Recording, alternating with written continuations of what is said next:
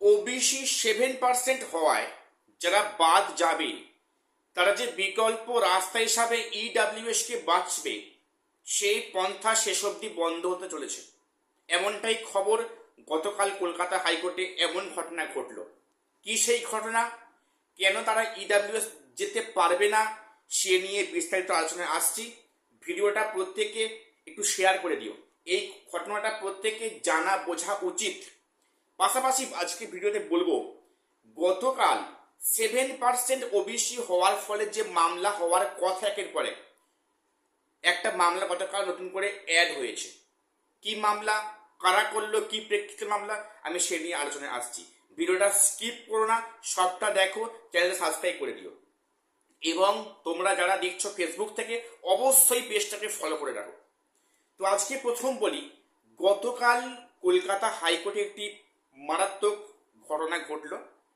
সেখানে একটা গুরুত্বপূর্ণ মামলা রীতিমতো খারিজ করে দেওয়া হয়েছে। কি সেই মামলা? আবার সেই মামলাটা কিন্তু WBSSর সঙ্গে পুরোপুরি সম্পর্কিত। যে মামলাটা গতকাল খারিজ করেছেন সেই বিচারপতি অমৃতা সিনহা ম্যাম, যার হাতে WBSST মামলাগুলো বর্তমানে রয়েছে। সেখানে একটা বিষয় যে নিট ইউজি যাদের সেখানে কিনা কাউন্সেলিং হচ্ছে, মেন্সের রেজাল্ট প্রকাশিত হয়েছে, কাউন্সেলিং হচ্ছে, সেক্ষেত্রে কিছু পড়ুয়ারা দাবি করে যে সেখানে ওবিসি বাদ যাওয়ার ফলে অনেকে সেই র্যাঙ্ক থেকে ছিটকে যাচ্ছে এবং তাদের ইডাব্লিউএস ক্যাটাগরিতে ঢোকার চান্স দিতে হবে। এই মর্মে কিছু পরীক্ষার্থী বা কিছু পড়ুয়ারা কিন্তু একটা মামলা দায়ের করে। এই মামলা গতকাল শুনানি হয় কলকাতা হাইকোর্টে। অদ্ভুত বিষয়, সেই মামলাটি কিন্তু বিচারপতি অমৃতা সিনহা ম্যামের বেঞ্চে হয়। সেখানে সিনহা ম্যাম পরিষ্কার বলেন যে খেলা তো শুরু হয়ে গেছে। এই এই যে টার্মটা, খেলা শুরু হয়ে গেছে, এর মাঝে কি রুলস চেঞ্জ করা যায়? আমরা এটা কিন্তু এর আগে এই টার্মটা আমরা শুনেছি যে খেলা শুরু হয়ে গেলে মাঝপথে কি রুলস চেঞ্জ করা যায়? তো সেখানে উনি ওটাই বললেন যে যেহেতু সেখানে একটা প্যানেল আপ হয়ে গেছে, পরীক্ষা হয়ে গেছে, রেজাল্ট প্রকাশিত হয়েছে, এখন সেখানে হচ্ছে কি কাউন্সেলিং হচ্ছে, সেক্ষেত্রে এখন যদি ইডাব্লিউএস এ অপশন দেওয়া হয়, যারা ওবিসি থেকে যারা বাদ পড়ে গেছে 7% করার ফলে, এর ফলে কিন্তু যারা পুরানো ওবিসি ইডাব্লিউএস ছিলেন ওনারা বঞ্চিত হবে। সেক্ষেত্রে সেখানে কম্পিটিশনটা বেড়ে যাবে, কাট অফ পয়েন্টটা হাই হবে, ফলে তারা কিন্তু বঞ্চিত হবে যারা অরিজিনালি ইডাব্লিউএস এর ফেসিলিটি নিয়ে বসে আছেন।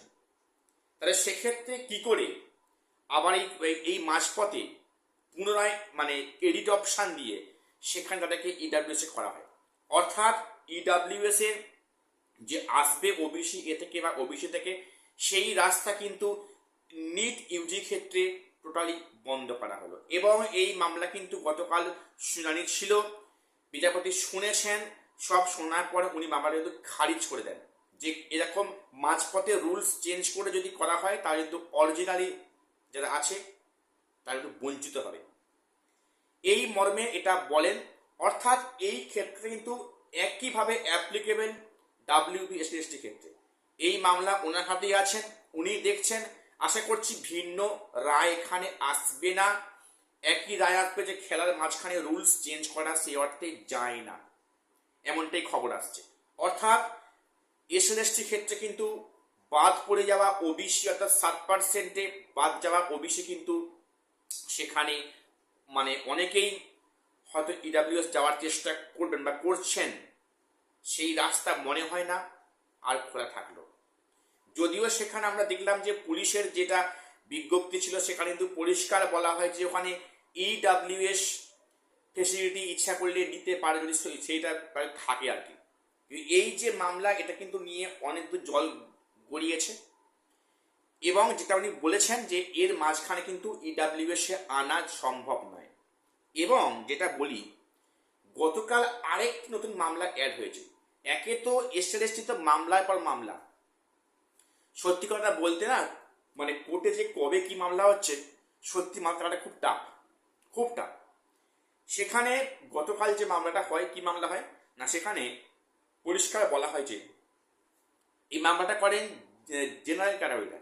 তাদের বক্তব্য ইডাব্লিউএস সরি ওবিসি থেকে যেনারা বাদ পড়ে যাচ্ছেন 7% করার ফলে, ওই সমস্ত ক্যান্ডিডেটরা যেন যেন তারা জেনারেল ক্যাটাগরিতে রাখা হয়। তাদের দাবি একটাই, যে যারা ওবিসি থেকে বাদ পড়ে যাচ্ছেন তাদের যেন অবশ্যই করে জেনারেল ক্যাটাগরিতে রাখা হয়। তারা এই দাবিতে মামলা করেছেন। এখন মামলাটা শুনানি হবে, বিষয়টা পরে সেই ফয়সালা হবে। একইভাবে এটাও ঠিক, এ দাবিটাও করছেন যারা এসসি এসটি আছেন, তাদের বক্তব্য যে 7% করার ফলে বাদ পড়া যারা ওবিসি আছেন ওনাদের শুধুমাত্র জেনারেল ক্যাটাগরিতে না দিয়ে প্রত্যেক ক্যাটাগরিতে একটা সিস্টেমেটিক ওয়েতে ডিভাইড করে দিই। তারা চাইছেন যে 10% যে সমস্ত ওবিসিরা বাদ যাচ্ছেন ওরা যেন শুধুমাত্র জেনারেল ক্যাটাগরিতে না আসে, এবং তারা চাইছেন এতে যেন এসসি এসটি যেন সুযোগ পায়, তারা যেন ভাগে পায়, এক কথায় বলতে গেলে। তো এমনটাই দাবি করেছেন। তো আমি বলেছিলাম যে 7% কিন্তু হলে না একের পরে সমস্যা কিন্তু ক্রিয়েট হবে, এবং আগামীতে হতে যাচ্ছে, এতে হওয়াটা স্বাভাবিক বিষয়। একদম বাস্তব কথা বললাম। 7% হওয়ার ফলে প্রচুর প্রচুর কিন্তু কেস মামলা হবে, সবগুলো মনে হয় নিষ্পত্তি করাটা খুব টাফ এই শর্ট সময়ের মধ্যে। আমি জানি না সেখানে তো নিয়োগটা আদৌ কবে সম্পূর্ণ হবে। সেখানে তো আমরা দেখলাম এসএসসির যিনি সেক্রেটারি উনি বললেন নাকি যে সেক্ষেত্রে 6 মাস ডেট এক্সটেন্ড করা হতে পারে, মোটামুটি পূজার পর নাগাদ হয়তো মামলা নিষ্পত্তি হবে, মনে হয় না সম্ভব হয় বলে। তো কাজেই ইডাব্লিউএস নিয়ে মানে যারা ভাবছিল যে আমরা ইডাব্লিউএস এ যাব, সেক্ষেত্রে সেই রাস্তা মনে হয় আপাতত স্টপ রাখা বা বন্ধ রাখা হয়েছে।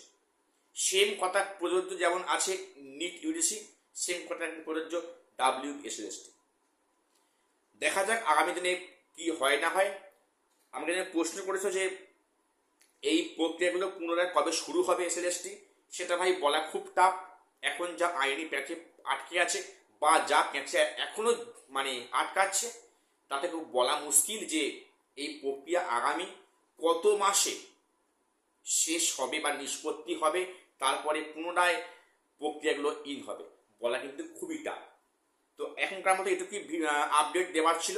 চ্যানেলটা সাবস্ক্রাইব করে দিও, আর প্রত্যেক পেজটাকে ফলো করে রেখো বিভিন্ন গুরুত্বপূর্ণ আপডেট সবার আগে পাওয়ার জন্য। আর শেষ করছি, দেখা হচ্ছে পরের ভিডিওতে।